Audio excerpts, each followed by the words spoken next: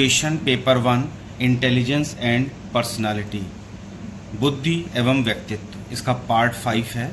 इस पार्ट 5 में 121 से लेकर 142 तक क्वेश्चन हैं।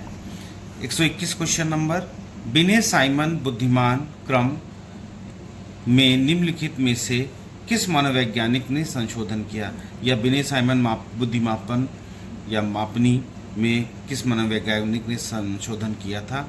तो इसका सही आंसर है टरमैन ने किया था। क्वेश्चन नंबर 122, नीचे लिखा गया कथन किसका है?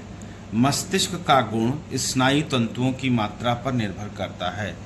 ये कथन थॉर्नडाइक का है, क्रो एंड क्रो का है, या साइमन का है, या वुंड का है? सही आंसर है थॉर्नडाइक का है।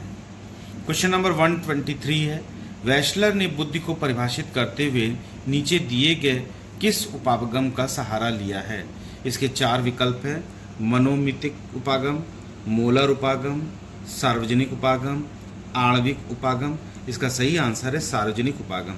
इन उपागमों को मैंने इंग्लिश में भी लिख दिया जिसमें सरलता रहेगी समझने में।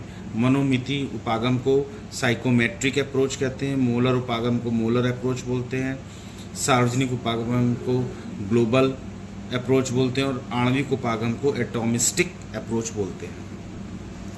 क्वेश्चन नंबर 124 है, स्टैनफोर्ड बिने मापनी का संशोधन निम्न में से किस वर्ष नहीं हुआ? स्टैनफोर्ड का समय समय पर संशोधन होता रहा है, तो 1961 में संशोधन नहीं हुआ था। बाकी 1937 में भी हुआ, 1916 में हुआ और 1986 में भी हुआ था।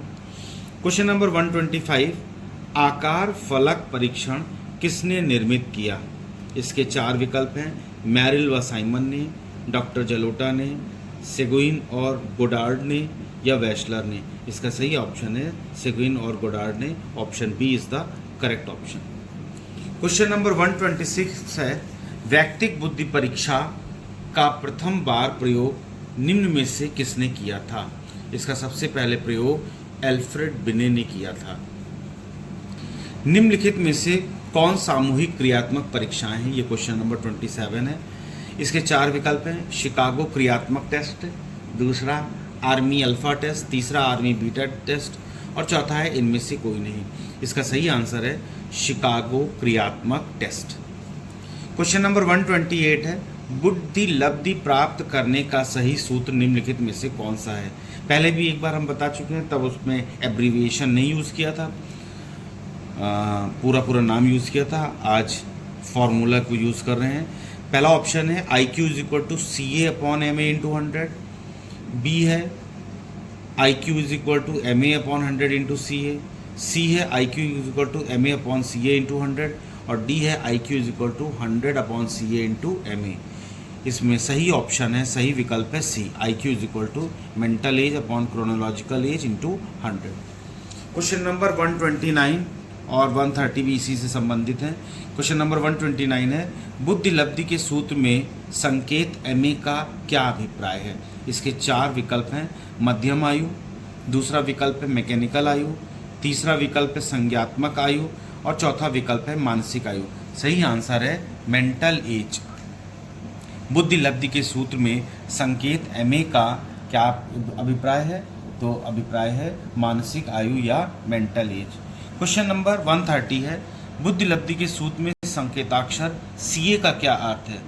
CA का अर्थ, इसके 4 विकल्प हैं, पहला है संज्ञानात्मक आयु जिसे कॉग्निटिव एज कहते हैं, दूसरा वास्तविक आयु जिसे क्रोनोलॉजिकल एज कहते हैं, तीसरा मानसिक आयु जिसे मेंटल एज बोलते हैं, और चौथा है अवधारणात्मक आयु जिसे कॉन्सेप्शनल एज बोलते हैं। इसका सही आंसर है CA का तात्पर्य है वास्तविक आयु या क्रोनोलॉजिकल एज। क्वेश्चन नंबर 131 है, बुद्धि लब्धि का सूत्र IQ = MA/CA × 100 निम्न में से किसने प्रतिपादित किया? ये सूत्र को प्रतिपादित करने वाले मनोवैज्ञानिक थे टरमैन। क्वेश्चन नंबर 132, स्टैनफोर्ड बिने मापनी की कमियों को निम्नलिखित में से किसने दूर किया था? इसके 4 विकल्प हैं, डॉक्टर सिरिल बर्ट ने, डॉक्टर कैटल ने, विलियम स्टर्न ने और इनमें से कोई नहीं। इसका सही आंसर है डॉक्टर सिरिल बर्ट ने किया था। कैटल ने नहीं किया था, विलियम स्टर्न ने नहीं किया था, डॉक्टर सिरिल बर्ट ने किया था। क्वेश्चन नंबर 133 है, रेवेंस के बुद्धि परीक्षण में कुल कितने प्रारूप हैं? इसका सही आंसर है रेवेंस के बुद्धि परीक्षण में कुल 3 प्रारूप हैं। Option D is the correct option. प्रतिभाशाली बालक की बुद्धि लब्धि निम्न में से कितनी होती है? प्रतिभाशाली बालक की बुद्धि लब्धि 140 या उससे अधिक होती है, तो उसे बोलते हैं प्रतिभाशाली बालक, इसलिए ऑप्शन सी सही ऑप्शन है। क्वेश्चन नंबर 135 है, पोर्टियस भूल भुलैया परीक्षण किस प्रकार का परीक्षण है? इसके 4 विकल्प हैं, सामूहिक अशाब्दिक परीक्षण, व्यक्तिगत क्रियात्मक परीक्षण, सामूहिक शाब्दिक परीक्षण, उपरोक्त में से कोई नहीं। इसका सही विकल्प है बी, व्यक्तिगत क्रियात्मक परीक्षण। क्वेश्चन नंबर 136 है, कक्षा 6 के छात्र का औसत IQ निम्न में से कितना होगा? कक्षा 6 के छात्र का औसत IQ जो होता है 90 से 100 के बीच में होता है। क्वेश्चन नंबर 137 है, एक सफल पेंटर में किस प्रकार की बुद्धि की प्रमुखता होती है? इसके 4 विकल्प हैं, अमूर्त बुद्धि की, दूसरा सामाजिक बुद्धि की, तीसरा मूर्त बुद्धि की और चौथा इनमें से कोई नहीं। इसका सही विकल्प है अमूर्त बुद्धि की। क्वेश्चन नंबर 138, भारतवर्ष के वाकर मेहंदी तथा पासी मुख्यतः किस परीक्षण के कारण प्रसिद्ध हुए? इसका सही आंसर है बुद्धि परीक्षण के कारण प्रसिद्ध हुए। क्वेश्चन नंबर 139, मानसिक आयु की संकल्पना का प्रतिपादन किसने किया? मानसिक आयु की संकल्पना का प्रतिपादन, इसके 4 विकल्प हैं, कैटल ने किया, स्टर्न ने किया, या बिने ने किया, या थॉर्नडाइक ने किया। सही आंसर है बिने ने किया। क्वेश्चन नंबर 140 है, बुद्धि मापन की पहली प्रयोगशाला किस देश में स्थापित की गई? तो बुद्धि मापन की पहली प्रयोगशाला जर्मनी में स्थापित की गई। क्वेश्चन नंबर 141 है, अलेक्जेंडर के बुद्धि परीक्षण को निम्न में से किस नाम से जाना जाता है? इसके 4 विकल्प हैं, ब्लॉक डिज़ाइन टेस्ट, दूसरा पास अलोंग टेस्ट, तीसरा चित्र निर्माण परीक्षण और चौथा है पैटर्न ड्राइंग टेस्ट। इसका सही आंसर है पास अलोंग टेस्ट। क्वेश्चन नंबर 142 है, बुद्धि मापन के प्रयुक्त स्टैनफोर्ड बिने परीक्षण को किस प्रकार का परीक्षण कहते हैं? इसके 4 विकल्प हैं, अशाब्दिक परीक्षण कहते हैं, निष्पादनात्मक परीक्षण कहते हैं, या सामूहिक परीक्षण कहते हैं, या शाब्दिक परीक्षण कहते हैं। तो इसका सही विकल्प है सामूहिक परीक्षण कहते हैं।